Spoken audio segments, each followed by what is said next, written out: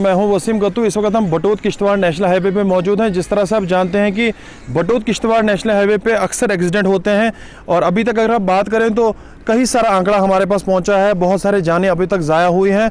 और सबसे बड़ा एक सवाल यहाँ पे उठता था, चाहे हम लोगों की बात करें, सोशल एक्टिविस्ट की बात करें या फैमिलीज़ के जो उनके फैमिली मेम्बर्स होते थे, उनका ये मानना था कि एक्सीडेंट का एक बड़ा कारण यही होता है कि क्रैश बैरिकेड्स अगर लगाए जाते तो जो हमारी रेस्क्यू वाली टीम है उनको भी काफ़ी सारी परेशानियों का सामना करना पड़ता है। आपने देखा होगा हाल ही में जब किश्तवाड़ का जो रास्ता है वहाँ पे जब एक्सीडेंट हुआ था तो गड़सू के मकाम पे गाड़ी सीधा पानी में चले गई थी। अगर वहाँ पे क्रैश बैरिकेड होते तो वो गाड़ी हादसे का शिकार नहीं हो सकती थी, ऊपर वो रह सकती थी। तो कई सारे सवाल इस पे उठे थे और बार एसोसिएशन ने ये भी बताया था कि अगर क्रैश बैरिकेड्स चिनाब खेती के अंदर नहीं लगेंगे तो हम सड़कों पर आएंगे। वही सोशल एक्टिविस्ट का भी कहना था।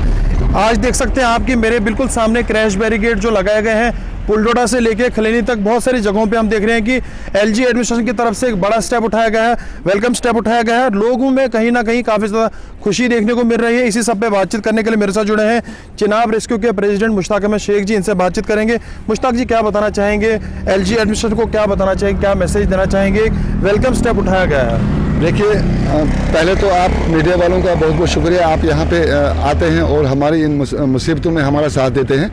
देखिए, जहाँ तक ये क्रैश बैरियर का तकाजा है, ये बड़ी देरीना मांग थी, हमारी आवाम की थी, NGOs की थी, बार एसोसिएशन की थी, सीनियर सिटीजनों की थी, क्योंकि आए दिन एक्सीडेंट होते रहते थे। और इस मांग को मतलब बहुत काफ़ी से ये मांग हमारी थी। लेकिन आज हम देखते हैं कि अगर एलजी साहब ने इसकी अप्रूवल दे दी, इसका ऑर्डर निकाल दिया कि भाई क्रैश बैरियर आप पूरे रोड पे लगा दीजिए, और मैं उनका बहुत तहे दिल से शुक्रिया करता हूँ। और मतलब तमाम खिताए चिनाब की आवाम की तरफ से हम एलजी साहब का बहुत बहुत शुक्रिया करते हैं। जितनी भी हमारी NGOs हैं सब शुक्रिया करते हैं। और आपको बता दूं, मैं ये पुलडोडा गणपत ब्रिज से लेकर खलेनी तक का ये एरिया जो है, इसमें इन्होंने शुरू किया है। और यही वो एरिया है जहाँ पे तकरीबन कोई 100-200 एक्सीडेंट आज तक हुआ है। आप देखेंगे हर 2 कदम के बाद आप ये समाधियाँ देखेंगे, हर 2 कदम के बाद आप गाड़ी नीचे पड़ी, अगर आप कैमरे को उससे खींचेंगे, इस वक्त भी हमारी 2-3 गाड़ियाँ नाले में पड़ी हुई हैं, नुकसान होता था। तो लिहाजा अगर ये हुआ है, ये मैं तहदिल से उनका शुक्रिया करता हूँ। एक अहम सवाल है, जिस तरह से हम देख रहे हैं कि इस एरिया में क्रैश बैरिकेड्स लगाए हैं, चाहे हम पुलडोडा की बात करें, इस एरिया की बात करें या डोडा की तरफ जो रास्ता जाता है, अभी भी कुछ इलाके ऐसे हैं जो माना जाता है कि वहाँ पे भी कई सारे एक्सीडेंट हुए हैं। तो क्या आप सरकार से अपील करेंगे, क्या वहाँ पे भी इस तरह के क्रैश बैरिकेड्स लगाने चाहिए? मैं आपसे पहले ही अर्ज कर चुका हूँ कि ये जो खिताई चिनाब है, ये हिली एरिया है। यहाँ पे ये ज़रूरी नहीं है कि हमने मेन रोड पे लगा दिए, नेशनल हाईवे पे लगा दिए तो एक्सीडेंट होना बंद हो जाएंगे। एक्सीडेंट कहीं भी हो सकता है। पाडर है, बदरवा है, देसा है, भरत है, मरमत है, ये जितने भी इलाके हैं ये सब हिली एरिया है। अगर ये इनिशिएटिव एलजी साहब ने लिया है, मैं कहता हूँ कि इसको पूरे करने चाहिए। अब वो हर जगह जो है ये क्रैश बैरिकेड लगाने चाहिए, हर जगह पे, हर रास्ते पे, ताकि आवाम जो गाड़ियां चलती हैं वो सेफ रहें, वो आवाम सेफ रहे। इससे कोशिश है कि इससे मत बच सकते हैं, आवाम बच सकती है, बाकी बचाने वाला और मारने वाला ऊपर वाला है। जिस तरह से हम देखते हैं कि ओवर स्पीड के कारण भी गाड़ी हादसे का शिकार होती है। बहुत सारे बच्चे जो हेलमेट का इस्तेमाल नहीं करते हैं, जिनकी बच्चों की कम उम्र है, वो भी बाइक चलाते हैं। लोगों से क्या अपील रहेंगे? अगर एक गाड़ी की 10 लोगों की कैपेसिटी, उसमें हम देखते हैं कि 15 लोग भी होते हैं या उससे ज़्यादा भी होते हैं। सरकार से क्या अपील करेंगे? जो मोटर व्हीकल डिपार्टमेंट है या जो हमारा ट्रैफिक पुलिस है, उनको क्या अपील करेंगे? देखिए, ये ट्रैफिक पुलिस का ही ज़्यादा रोल रहता है इसमें कि हर ड्राइवर पर कंट्रोल करना। अगर जहाँ 10 की कैपेसिटी है वहाँ 15 बैठते हैं या 20 बैठते हैं, ये उनका काम है। आवाम भी उनका साथ दे रही है। ट्रैफिक का इसको हर जगह फ़ोनों पे बात होती है। तो रहा सवाल ओवरटेक करने का, इस पर भी ड्राइवरों को भी ख्याल रखना चाहिए। भाई, हम गाड़ी चला रहे हैं, हम 10 आदमियों के 10 घरों के लोग हमारे साथ बैठे हैं, हमें मोबाइल पे बात नहीं करनी चाहिए, हमें गाड़ी चलानी चाहिए। अगर मोबाइल पे इतनी अशद ज़रूरी बात करनी है तो गाड़ी को साइड पे रुका के आप बात कर सकते हो। तो इसमें ज़्यादातर जो है वो ये मोटर विभाग वालों का ही काम रहता है कि वो इसको संभालें। चलिए, एक बहुत बड़ा नाम चिनाब खिते के अंदर मुश्ताक अहमद शेख जी, जब भी चिनाब खिते के अंदर एक्सीडेंट होता है, ऊपर वाला ऐसा नहीं करे। और एक बहुत बड़ा नाम ऐसा है कि पूरे चिनाब खिते के अंदर ये रेस्क्यू करते हैं जब भी गाड़ी दरिया में जाती है। आपने देखा होगा हाल ही में, इनसे पहले भी हमने बात की थी जब एक्सीडेंट हुआ था। मैं सीनियर सिटीज़न हूँ डोडा का। मेरा नाम डॉक्टर मतलूब अहमद टाक है।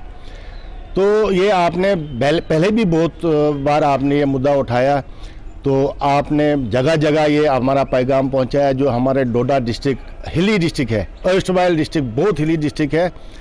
आप देखो तकरीबन हर हफ्ते यहाँ पे एक एक्सीडेंट होता है, कभी दूसरे दिन कभी तीसरे दिन, और मासूम जानें ज़ाया होती हैं। इसके लिए आपने भी आवाज़ उठाई, हम लोग भी, यहाँ के लोगों ने भी बार बार के एक्सीडेंट्स के मुतालिक कि भाई इस पे कुछ करो। अब हम ये सुना कि ये जो खलेनी टू पुलडोडा ये जो क्रैश बैरियर आज लग रहे हैं, हम बड़ा खुश हो गए। डोडा की आवाम, मैं कहता हूँ ईस्टवाइल डिस्ट्रिक्ट की सारी ये चिनाब वैली की आवाम जो है बहुत खुश है। हम एलजी साहब का बहुत बहुत शुक्रिया अदा करते हैं कि उन्होंने ये स्टेप उठाया। लेकिन इसके साथ साथ मैं ये भी कहना चाहता हूँ कि ये जो हमारा दूसरा इलाका है, किश्तवाड़ है, हमारा गुंदो है, बलेसा, ये जो सारा इलाका है, या ये पूरी बटोत से किश्तवाड़ तक नेशनल हाईवे है, इस पे क्रैश बैरियर लगने चाहिए। और इससे एक ये होता है कि ड्राइवर भी अपनी एक सेफ्टी महसूस करता है कि कभी देखो जी मेरे पास एक सेफ्टी है, दरिया का किनारा है। तो लिहाजा ये चीज़ें बहुत ज़रूरी है। तो हम अपील करेंगे आवाम से भी कि देखिए चलते चलते आप चलती हो, आपके बच्चे होते हैं या कोई सवारी होती है, थोड़ा सा उस पर भी थोड़ा ध्यान दें, अच्छी ड्राइविंग करें। और जो ये हमारा जो ट्रैफिक का डिपार्टमेंट है या मोटर व्हीकल डिपार्टमेंट है, ये भी थोड़ा देख लेंगे और ये रैश ड्राइविंग के मुतालिक, और जैसे भी कोई लाइसेंस के बगैर भी बच्चे चलते हैं, थोड़ा इन पे काबू पाइए। बाकी एलजी साहब का हम बहुत बहुत शुक्रिया करते हैं और एक बार फिर अपील करेंगे कि ये जो सिलसिला है क्रैश बैरियर्स का, ये पूरे डिस्ट्रिक्ट में लगे ताकि आवाम सेफ चले। मेरे साथ और एक शख्स है, इनसे बातचीत होगी। सर आपका वेलकम है टाइम देने के लिए। जिस तरह से हम देख रहे हैं कि एक वेलकम स्टेप जो है एलजी एडमिनिस्ट्रेशन की तरफ से उठाया गया है कि हम देख रहे हैं कि आज ये क्रैश बैरिकेड्स यहाँ पे लगाए जा रहे हैं, इस हवाले से क्या बताना चाहोगे? ये एलजी साहब का पहले तो मैं आपका धन्यवाद करना चाह रहा हूँ। और एलजी साहब ने ये ज़बरदस्त स्टेप उठाया। आज तक के तकरीबन 30-35 साल पुरानी ये डिमांड थी पब्लिक की, ओवरऑल पब्लिक की, इसलिए क्योंकि ये डिस्ट्रिक्ट डोडा जो है टोटली हिली एरियाज़ है और इस हिली एरियाज में मैक्सिमम अगर जो एक्सीडेंट होता है उसके बचने के आसार बिल्कुल 0% होते हैं, क्योंकि नीचे दरिया चिनाब है जिसका फ्लो काफ़ी हद से ज़्यादा फ्लो है। तो आपने देखा होगा पीछे रिसेंटली जो, और चिनाब हमारे इस डिस्ट्रिक्ट डोडा में एक ऐसी वेव चल जाती है, जब एक्सीडेंट शुरू हो जाते हैं तो कंटिन्यूसली फिर चलते ही रहते हैं। तो इसलिए ये एलजी साहब का ज़बरदस्त इनिशिएटिव है।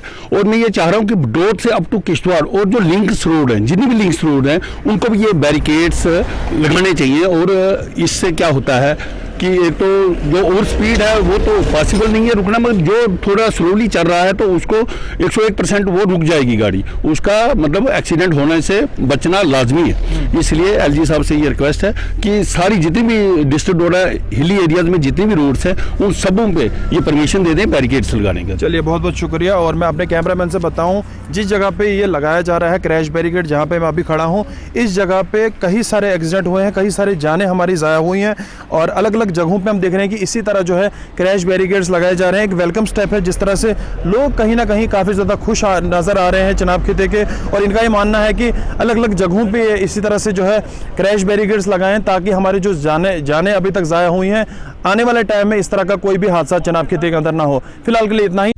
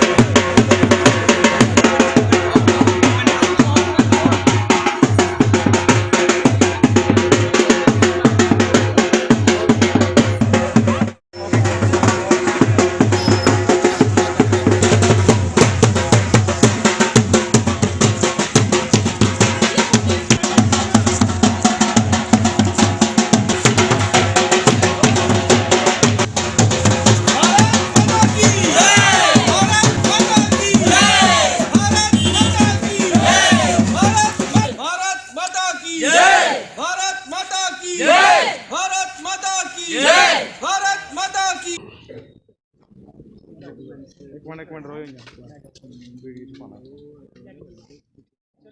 पूरे जम्मू कश्मीर के लिए और जिला सांबा के लिए गर्व करवाने वाली बात है। जी हां, आपको बता दें कि ये जो शुरुआत में तस्वीरें आपने देखी, ये तस्वीरें जिला सांबा के नड ब्लॉक की हैं। पहाड़ी इलाका है और यहाँ की होनहार बच्ची रितिका वर्मा ने पूरे जम्मू कश्मीर का नाम रोशन कर दिया है। कैसे नाम रोशन किया ये मैं पूरा आपको विस्तार से बताऊंगा। आपको बता दें कि रितिका वर्मा ने नेशनल लेवल पर 3D art visual sculpture competition में हिस्सा लिया, जो कि ओडिशा में ये कंपटीशन हुआ नेशनल लेवल पर यानी राष्ट्रीय स्तर पर। और वहां पर अलग अलग स्टेट से बच्चे वहां पर आए हुए थे और अगर यूटीज की बात करें तो यूटीज के भी बच्चे वहां पर पहुंचे थे और उसमें से एक अहम नाम रितिका वर्मा जो इस कंपटीशन में प्रथम स्थान पर रही। और आपको मैं बता दूं कि लगातार हम पिछले कई दिनों से देख रहे थे कि रितिका वर्मा जो बड़ी मेहनत से काम कर रही थी और मिट्टी द्वारा कलाकृतियां जो वो बनाई जा रही थी इस बच्ची की तरफ से। और ये बच्ची जो जिला सांबा के नड के ही गवर्नमेंट हायर सेकेंडरी स्कूल की छात्रा है, 11वीं कक्षा की ये पढ़ने वाली छात्रा है और पढ़ाई के साथ साथ यहाँ इस आर्ट में भी लगातार अपनी रुचि जो है वो बढ़ा रही है और इसी के माध्यम से ये आगे भी जा रही है। स्कूल के माध्यम से कई अलग अलग कॉम्पिटिशन में हिस्सा ले चुकी है कला उत्सव में। और ये जो कंपटीशन हुआ है उड़ीसा में, ये भी कला उत्सव था लेकिन ये नेशनल लेवल पर था और उस लेवल पर जीत के आना ये पूरे जम्मू कश्मीर के लिए एक बहुत बड़ी गर्व की बात है। माता पिता जो आज काफी खुश हैं और कहीं ना कहीं माता पिता का जो योगदान होता है अपने बच्चों के लिए वो वाकई में काबिले तारीफ है। लेकिन टीचर्स की, इनके गुरुओं की बात करें जिन्होंने इस बच्ची को आगे तक ले जाने की कोशिश की, उसमें कामयाबी मिल रही है और रितिका वर्मा अब इस कंपटीशन को जीत कर आई है। आज भव्य स्वागत सांबा में किया गया है लेकिन मिट्टी द्वारा जो कलाकृतियां इस बच्ची ने बनाई उसमें मेन फोकस रहा महिलाओं के ऊपर कि महिलाओं को सम्मान नहीं मिलता है, तो इन कलाकृतियों के द्वारा दर्शाया गया कि महिलाओं को सम्मान मिलना चाहिए। लेकिन आज वक्त बदल रहा है और महिलाएं हर क्षेत्र में पुरुषों के साथ कंधे से कंधा मिलाकर आगे बढ़ रही हैं। लेकिन ये एक बहुत बड़ी प्रेरणा है बाकी बच्चों के लिए। इस बच्ची ने पूरे जम्मू कश्मीर का नाम रोशन कर दिया। आपको बहुत बहुत शुभकामनाएं, आपने इस कंपटीशन में हिस्सा लिया। मैं जानना चाहता हूं कि किस तरह से आपको इस कंपटीशन में हिस्सा लेने का मौका मिला और जो आप लगातार मिट्टी की कलाकृतियां बना रहे थे, कब से आप बना रहे थे जो आज आपको इस लेवल पर जाने का मौका मिला और आप जीत हासिल करके आए? सबसे पहले तो मुझे स्कूल में मौका मिला कला उत्सव में जाने के लिए। हमारे टीचर्स ने मेरे को बोला कि तुम कला उत्सव में पार्टिसिपेट करो और ये मैंने नाइन्थ क्लास से शुरू किया। जब फर्स्ट टाइम मैंने कला उत्सव में पार्टिसिपेट किया था तब से लेके आज तक मैं ये करते आई हूँ। बिल्कुल, लेकिन जानना चाहूँगा कि जब आप वहाँ पर उस कंपटीशन में हिस्सा लेने के लिए पहुँचे तो क्या कुछ आपके मन में था, क्योंकि आपने यहाँ पर कहा था कि मैं कोशिश करूँगी कि वहाँ पर जीत हासिल करके आऊँ और आपने वहाँ पर जीता। क्या कुछ आपके उस समय मन में चल रहा था? मन में तो बहुत कुछ चल रहा था कि मैं सोच रही थी कि बाकी वाले स्टेट के बच्चे हैं, क्योंकि हमारे जम्मू में जो मूर्ति कला है वो अभी मतलब कि बहुत लुप्त हो रही है, पर बाकी स्टेट में है वो अब उनकी मूर्ति कला बड़ी अच्छी है। पर मैं इस अपनी जम्मू की मूर्ति कला को आगे बढ़ाने के लिए इसलिए मैंने मूर्ति कला को चुना और उसको बढ़ाने के लिए उधर नेशनल लेवल में पार्टिसिपेट किया। और मैं दिखाना चाहती हूँ कि हमारे जम्मू में हमारी जम्मू की कला है, जम्मू की कला किसी से कम नहीं है। बिल्कुल, लेकिन एक चीज़ जानना चाहूँगा कि आप जो लगातार घर में प्रैक्टिस कर रहे थे, जब पिछले दिनों में भी आपकी हमने कई अपडेट्स दी तो उसमें आपका कहना था कि महिलाओं के ऊपर मैं फोकस करूँ, इसके पीछे का कारण जानना चाहूँगा। क्योंकि जो हमारे भारत देश में जो महिला हैं अभी भी उनके साथ गलत व्यवहार होते हैं और उनको पढ़ाया भी नहीं जाता है और उनके साथ मतलब कि अभी भी अच्छा व्यवहार नहीं होता और उनके साथ उनको कम सुविधाएं दी जाती है। मैं चाहती हूं कि जो महिलाएं हैं जैसे कि पुरुषों को जितनी सुविधाएं मिलती हैं उतनी महिलाओं को भी मिले। बिल्कुल, लेकिन अब जिस तरह से वहाँ पर ये कंपटीशन आपने जो वो हिस्सा लिया तो उसमें क्या कुछ टूल किट्स का आपकी तरफ से इस्तेमाल किया गया इस खूबसूरत कलाकृति को बनाने में, और जिसको देखकर वहाँ पर तमाम जो मैनेजमेंट थी, जो भी आयोजक थे वो खुश हुए और आप मजबूर हो गए कि आपको जो वो नंबर 1 दिया जाए आपकी इस बेहतरीन प्रदर्शन को लेकर? सबसे पहले तो मेरी थीम जो मैंने थीम रखी थी इम्पोर्टेंस ऑफ गर्ल एजुकेशन, और इसकी वजह से और जो मैंने टूल्स यूज़ किए थे वो सिर्फ 2 टूल्स थे। एक तो मैंने नाइफ लिया था और एक कोई ऐसी नोकीली चीज़, और बाकी बच्चों ने बहुत सारे टूल्स लिए थे जो कि स्कल्पचर बनाने के लिए यूज़ होते थे। तो एक्सपीरियंस को लेकर जानना चाहूँगा, कितना आपको एक्सपीरियंस गेन करने का मौका मिला? नेशनल लेवल पर ये हुआ और तमाम पूरे देश के बच्चे वहाँ पर आए हुए थे।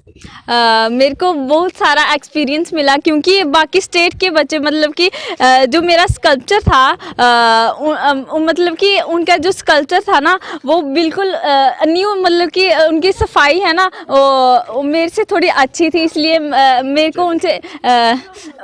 को उनसे सीखने को मिला कि थोड़ी सफाई इस तरीके से की जाती है। अच्छा, मैं सपोर्ट को लेकर बात करूँगा। मम्मी पापा के सपोर्ट की बात करें, आपके टीचर, आपके गुरु, स्कूल की तरफ से क्या कुछ सपोर्ट आपको मिल रहा था? मेरी मम्मी पापा ने पूरा सपोर्ट किया और स्कूल की तरफ से प्रिंसिपल मैम ने भी हेल्प की, और जो हमारी स्कूल टीचर्स हैं उन्होंने भी पूरा सपोर्ट किया, और मेरे पेरेंट्स ने फुली सपोर्ट किया। बच्चियों को क्या संदेश रहेगा, आप बच्चों को क्या संदेश रहेगा आपकी तरफ से कि हर किसी कंपटीशन की बात करें या आगे बढ़ने के लिए पूरी मेहनत से, शिद्दत से काम किया जाए तो सफलता ज़रूर आती है? हाँ, मैं बच्चों को ये बताना चाहती हूँ कि अगर आप मतलब कि कंपटीशन में हिस्सा लेना ही बहुत बड़ी बात होती है। अगर आप हारे तो भी कुछ ना कुछ सीख के ही जाओगे, और अगर आप जीते तो किसी के लिए मिसाल बन जाओगे। बिल्कुल, बड़ी सही कहा कि किसी के लिए मिसाल बन जाएंगे। लेकिन 2 शब्द इनके फादर साहब से लेंगे। अंकल जी, क्या कहना चाहते हो कि आप थोड़ी बच्ची इस मुकाम के हासिल करिए आई है, पूरी मेहनत करने काम किया, थोड़ा सपोर्ट, टीचर का सपोर्ट, क्या कहना चाहते हो, कितनी खुशी है? तो सर देखो कि ज़्यादा तो टीचर दी है मिहनत है, जो भी कराया करोया टीचर ने बड़ी, स्कूल ने बड़ी मदद की। तो सर सानू कोई आखे आते नहीं, वो नहीं कराई सकते, मगर खुशी सानू और बच्ची का थोड़ा मेहनत दिखी है तो ये बेचारी नेशनल लेवल तक पुजी ते साढ़े इंडिया का नाम रोशन किया। बिल्कुल, भारत का नाम रोशन किया। मैम, आपसे जानना चाहेंगे, आपके स्कूल की बच्ची, और वाकई में जैसे पहले भी कहा कि हीरा तराशा गया आपकी तरफ से, क्या कहेंगे इस मेहनत को लेकर, इस सफलता को लेकर? इस सफलता से मैं बहुत खुश हूँ। ये बच्ची इस इलाके की बच्चियों के लिए एक प्रेरणा स्रोत बनी है। इसको देखकर बच्चे, बाकी बच्चियों के मन में भी ये भावना उठे कि हमने भी आगे बढ़ना है और अपने देश का, अपने स्कूल का, अपने गांव का नाम रोशन करना है। तो क्या संदेश आपका बाकी बच्चों को रहेगा? मेरा यही संदेश है कि सभी बच्चे इसकी तरह बने, इसकी तरह आगे बढ़ें, अपने लेवल पे आगे बढ़ते चलें। बिल्कुल, आप बच्चे जो वो आगे बढ़ते रहे। लेकिन योगेश जी मेरे साथ हैं जो इस बच्ची को यहाँ तक पहुँचाने में कहीं ना कहीं अपना भी योगदान जो वो देते आए। क्या कहेंगे, इस बच्ची को नेशनल लेवल पर जाने का मौका मिला और आपने सबने मिलकर सपोर्ट किया, इस बच्ची को जो है आगे तक जाने का मौका मिला, नेशनल लेवल पर जम्मू कश्मीर को रिप्रेजेंट करने का मौका मिला, क्या कहेंगे? देखिए ऋषि, सबसे पहले तो मैं मुबारकबाद दूंगा इस बेटी को, इसके मम्मी पापा को, स्कूल की मैनेजमेंट को, जिन्होंने इतना अच्छा सहयोग किया इस बेटी का। ये मैं आपको बताता चलूं कि 3 साल पहले जब ये 9th क्लास में थी तब ये मेरे पास आई थी और मैं नया इंचार्ज बना था कल्चरल सेल का एजुकेशन डिपार्टमेंट की तरफ से। तो मेरे पास जब ये आई, इसने जब कलाकृति बनाई थी उसी टाइम ये मुझे लग गया था कि इसमें वो स्पार्क है, ये कुछ कर सकती है। तो उसी टाइम से हम कनेक्टेड थे। मैंने कहा आप मेहनत करो, जब आपका टाइम आएगा तो आप ज़रूर आगे जाओगे। तो ये फिर इसने दूसरी बार जब किया, ये डिवीज़न लेवल तक गई, इस बार डिवीज़न लेवल करके फिर ड्यूटी लेवल करके ये नेशनल लेवल पे इसने और हमारा भी नाम रोशन किया। और इतना बढ़िया जो इसने परफॉर्मेंस दी है। और मैं ये पेरेंट्स को मैसेज देना चाहता हूँ, हमारे जितने भी पेरेंट्स सुन रहे हैं, मैं ये कहना चाहूँगा कि बच्चों में अगर कोई हॉबी है तो उसको निखारने में ज़रूर उनकी सपोर्ट करें, बिल्कुल हाइड ना करें, पूरी सपोर्ट करें, आगे जाके उसका करियर बन सकता है। बिल्कुल, आखिर में 2 शब्द पूछूंगा कि अब आगे क्या कुछ तैयारी है आपकी? अभी एग्ज़ाम के लिए प्रेपरेशन करनी है और इसको भी साथ में लेके चलना है। चलिए, एग्जाम की प्रिपरेशन करनी है और साथ में इस हॉबी को लेकर जाना है, जो हॉबी जो है कहीं ना कहीं इनकी सफलता जो वो बनती जा रही है। और मैं आपको ये बताना चाहता हूँ कि बच्चों के अंदर कोई टैलेंट, कोई भी हुनर हो तो उसे छुपाना नहीं चाहिए, उसे बाहर लाना चाहिए। और बच्चों के माता पिता से भी हमारी अपील रहेगी कि आप भी बच्चों को आगे बढ़ने में पूरा सहयोग करें, मदद करें। और यहाँ स्कूल टीचर्स की जब बात आती है तो वो तो लगातार अपनी तरफ से सपोर्ट कर ही रहे हैं, लेकिन बच्चों के अंदर जो टैलेंट है उसका ये एक बेहतरीन उदाहरण रितिका वर्मा, जो मिट्टी के साथ खेलते खेलते आज इतनी बड़ी हो गई कि मिट्टी की कलाकृतियां बनाकर इस क्षेत्र में अपना नाम बना रही है और न सिर्फ जम्मू कश्मीर बल्कि नेशनल लेवल पर जाकर खेल रही है। और जो यहाँ कंपटीशन उड़ीसा में हुआ 3D visual art sculpture competition जो कला उत्सव की तरफ से कराया गया और उसमें ये प्रथम स्थान हासिल करके आई है, पूरे जम्मू कश्मीर का नाम रोशन किया। इस सांबा जिला के नड इलाके की होनहार बच्ची, जिसको सपोर्ट उसके माता पिता का मिला, टीचर्स का मिला, तमाम उनके चाहने वालों का मिला। आज उन्हीं की ब्लेसिंग्स की वजह से ये जीत कर बच्ची आई है और बाकी बच्चों के लिए भी ये एक प्रेरणा है। आप भी इस बच्ची से जरूर सीखें और अगर आपके अंदर कोई हुनर, कोई टैलेंट है, उसे छुपाएं ना, उसे भी बाहर लाएं। आपको भी मौका मिलेगा अपना नाम रोशन करने का, पूरे देश का नाम रोशन करने का। पहले तो जो सील का मसला है वो बिल्कुल इलीगल है। अब रहा रेट का मसला, क्योंकि 2022 में इनको रेट हमारे साथ बढ़ाना था। एक साल 2021 से लेकर 22 तक जो हमारा एग्रीमेंट हुआ था इनके साथ, साहब का डायरेक्टर साहब के साथ, वो 1 साल का था, वो ख़त्म हो गया 22 में। 22 अब 23 चल रहा है, क्योंकि मार्च में अब 2 साल हो जाएंगे। तो इस वजह से जो ये सील करें बिल्कुल इलीगल है। रेट ये बढ़ाएं और हम दुकानों पे बैठेंगे। हम तो इस वक्त मीट नहीं बेच रहे हैं, ना ला रहे हैं। ये करीब 600 से ऊपर खुद हमें अपने को पड़ रहा है, तो हम थोड़ी बेचेंगे पुराने रेट पर। वो तो बिल्कुल दाम, हर आप देख लीजिए, हर वस्तु में, हर चीज़ में, चाहे खाने की चीज़ें हो, पहनने की चीज़ें हैं, सब उनके दाम बढ़ गए 18%, 20%। मटन को ये कह रहे हैं कि आप ये रेट कम कर रहे हैं, ये तो बिल्कुल हमारे साथ नाइंसाफ़ी है। पहला तो मेरा मुतालबा है कि जितनी भी सील हो गई हैं वो सब पहले उनकी दुकानें खोल दें इज़्ज़त से, और उसके बाद हमें बुलाएं, हम टेबल पे बात करेंगे, जो भी रेट होगा वो आमने सामने होगा। सफ़र करें। यही जो हम कह रहे हैं ना, हमारा प्रेसिडेंट साहब कह रहा है ना कि हमारे साथ ज़ातिया हो रही है। दुकानदार दुकान पे बैठा है, कोई बंदा आ रहा है, सील करो दुकान, कोई इनके पास कोई हमारे खिलाफ कोई खरीदार नहीं होता है, कोई इशू नहीं होता है। ये हमें तंग कर रहे हैं सभी लोग, सभी को, किसी के कोई कंप्लेंट नहीं हो रही इनके पास। हमारे यहाँ ये हमारे पास आते हैं, गुंडागर्दी कर रहे हैं, दुकानें बंद करो, ये हमें पता ही नहीं चलता। हम 50 रुपए का साग लाते थे, 20 बंदे खा रहे थे। आज 50 रुपए का साग लाते हैं, 2 बंदे भी नहीं खा सकते। किसी भी कोई भी देखो आप, कोई भी देखो आप, गैस सिलेंडर पिछले साल 775 रुपया था, आज 1250 हो गया। हम कहाँ से लाएंगे, जबकि जम्मू में इस टाइम 650 मीट बेच रहे हैं, हम कहाँ से लाएंगे ये? अब यहाँ पर नागपुरा में थोड़ा बहुत हो रहा है, यहाँ हम चाहेंगे कि हम यहाँ प्रोटेस्ट कर रहे हैं अभी सभी कि बंद करो, क्योंकि हमारे साथ बहुत परेशानी हो रही है। घर से निकलते हैं, लोग आ रहे हैं, मीट है भैया, हम उनको भी परेशान, लोगों उनको भी सफर उठाना पड़ता है, सब परेशान है इसके बाद। बस यही कहना था हमें। वही था, अगर दुकान पे बैठे होते मीट वाले, अगर मीट वाले दुकान पे बैठे होते हैं, ये आते हैं जैसे गुंडा राज चल रहा है, नीचे उतरो, क्यों उतरे? हम क्या दुकान वाले नहीं है, हम क्या चोर है? शराब बेचते हैं, लड़कियों का सप्लाई करते क्या है? मीट बेचते इज्जत से। मतलब हमारी बच्चा है, वो बोलते हैं पापा ये क्या बात, आपने कौन सी चोरी की? अब तो हम तो यार काम ही छोड़ना पड़ेगा, क्योंकि हम भी इज्जत वाले, आप भी इज्जत वाले। मेरा नाम सर एजाज है। प्रोटेस्ट इसलिए हो रहा है कि 2002 में हमारी दुकानें उठाई गई थी। उस टाइम म्यूनसिपलिटी और डेवलपमेंट अथॉरिटी थी, तो उन्होंने उस टाइम दुकानें उठाई थी ज़बरदस्ती से। उसके बाद में हमने अप्रोच किया हैदरपुरा, परेपुरा, रामबाग, पीरबाग और हुमाहमा, ये तीनों जगह इन्होंने उठाया था।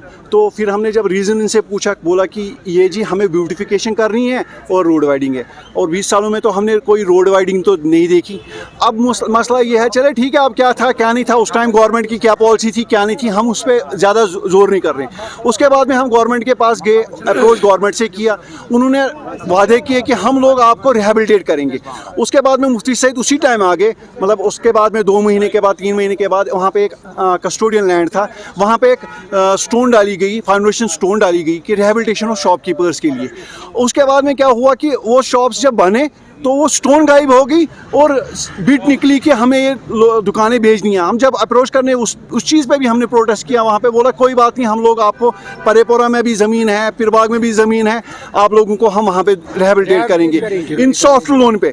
लेकिन जब अब डिग्री कॉलेज भी वहाँ पे ज़मीन पे बन गया, हर एक चीज़ बन गया, हम लोगों को बस नज़रअंदाजी किया जाता है, सिर्फ कागज़ हमारे हाथ में थमा दिए गए और कुछ नहीं है। अब आप चाहते क्या? हमारी मांग ये है कि हमें दुकानें दिया जाए, जो हम बेरोजगार दुकानदार है, जो आधे बेचारों को जितना उस टाइम कर्जा जो निकला हुआ था, हम उस टाइम टैक्स पेएबल भी थे, ये नहीं कि हम नहीं थे, हम उस टाइम टैक्स पेएबल भी थे, लेकिन लाखों में कर्ज हुआ है। जो कुछ लाख थे आज 10 लाख 20 लाख 30 लाख हो गए हैं। लेकिन हम ये चाहते हैं कि हम लोगों को रोजगार अता करें, बस बात, और कुछ मांग नहीं हमारी। देखिए, मैं आपको बता दूं, जो पिछले महीने तक जो हमारे पास 2 किस्म के राशन आ रहे थे, एक था PMGKY प्राइम मिनिस्टर कल्याण अन्न योजना था एक, और दूसरा था नफ्सा। PMGKY जो था वो फ्री राशन हम दे रहे थे नफ्सा लोग, AOY और PHS कैटेगरी के लोगों को, और जो नफ्सा का राशन था वो उसमें हम पैसों के जो पैसे होते थे तो वो भी देते थे हम उनको, तो 5 से 5 और 10 किलो बनते थे वो। लेकिन इस बार जो गवर्नमेंट ने जो डिसीजन लिया है, उन्होंने फ्री राशन नफ्सा ही रख दिया, PMGKY अभी नहीं मिलेगा। मैं लोगों से गुजारिश कर रहा हूँ, आप समझे, हमारे स्टोर कीपरों को बंद मत कीजिए, स्टोर कीपरों के साथ कोई ये बदसलूकी मत कीजिए। उनके पास खाली आपको जो 1 सोल को मिलेगा 5 किलो चावल ही मिलेगा। अगर 4.5 किलो आपको चावल मिलेगा, आधा किलो आपको आटा मिलेगा। 4 किलो अगर चावल मिलेगा, 1 किलो आटा मिलेगा।